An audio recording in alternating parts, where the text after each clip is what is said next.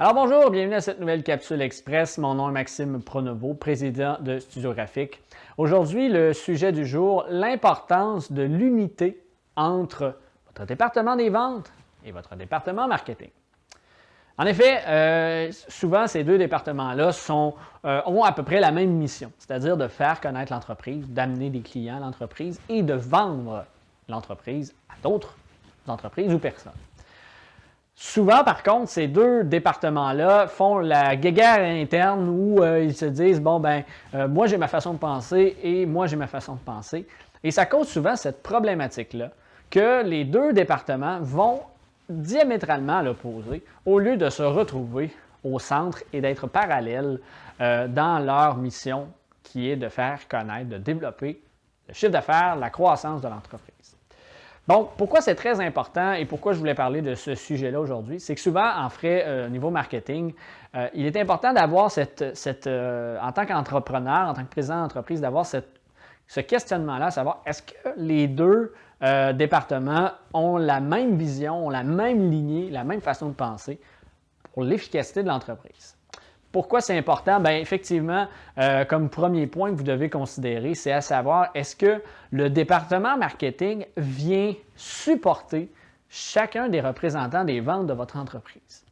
Si ce n'est pas le cas, bien, effectivement, c'est plus difficile parce que souvent, le représentant des ventes va aller sur le terrain en ayant, par exemple, aucune notion de la clientèle cible, va être perdu, tandis que le département marketing a pour but et devrait pouvoir être en mesure d'aller s'assurer de développer un pipeline, une liste de clients potentiels qui s'adressent à votre entreprise.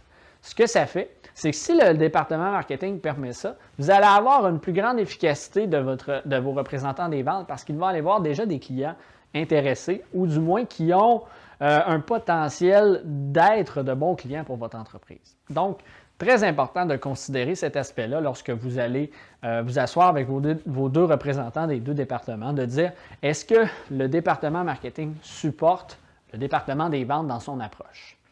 Aussi, ce qui est important d'avoir comme unification entre les deux départements, c'est de s'assurer d'une chose très importante, soit que le département des ventes a assez d'informations, a assez de données pour faire en sorte que le département marketing puisse bien gérer tous les aspects du processus de vente. Ce que je veux dire par là, c'est que souvent, le département marketing va mettre en place une campagne, que ce soit sur les réseaux sociaux, sur le web, à la télé, à la radio, qui va avoir pour but finalement de dire, on va récolter 100 clients, 2000 $, peu importe.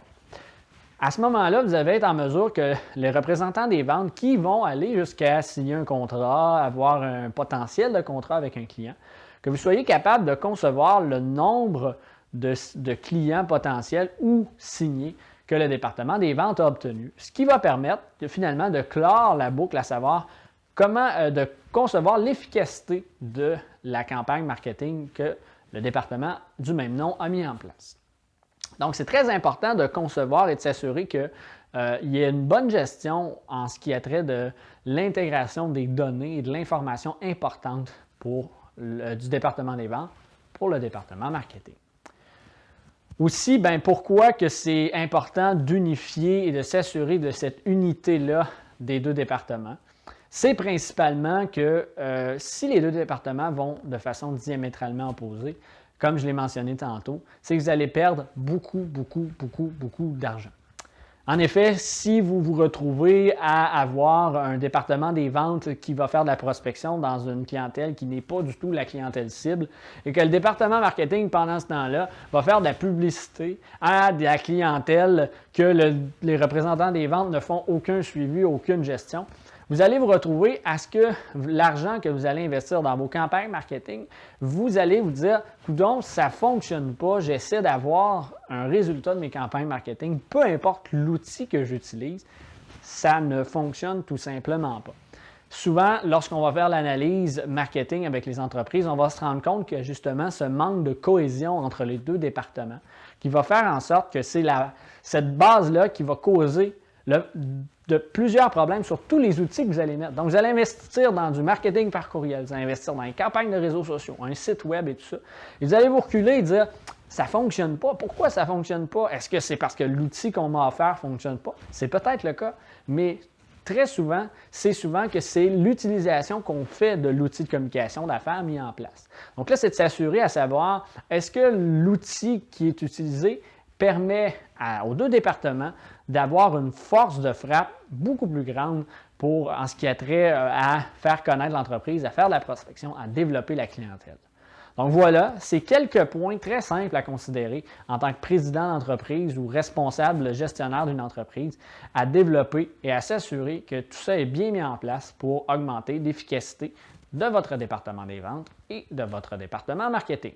Donc voilà, c'est tout pour la capsule d'aujourd'hui. On se retrouve très bientôt pour une autre capsule.